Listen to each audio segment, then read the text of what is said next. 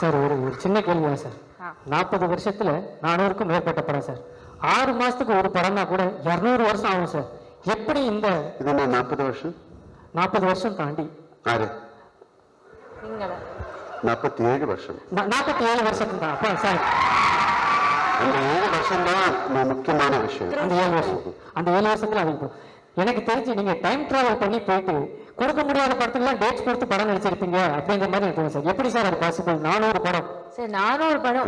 அதான் அது ஒரு பிளெஸிங் டைம், ஒரு கடவுளோட ஒரு பிளெஸிங் மாதிரி நினைச்சிருக்கேன். எனக்கு வந்து நல்ல டைரக்டர்ஸ் கிடைச்சது, நல்ல ஆக்டர்ஸ் கிடைச்சது, நல்ல ஆடியன்ஸ் கிடைச்சது.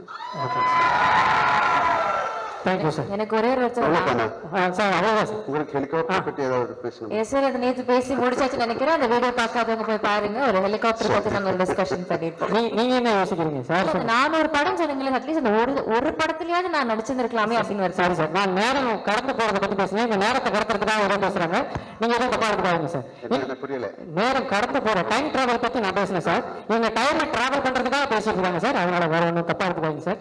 இவங்க கிட்ட ஒரு கொஸ்டின் சார்.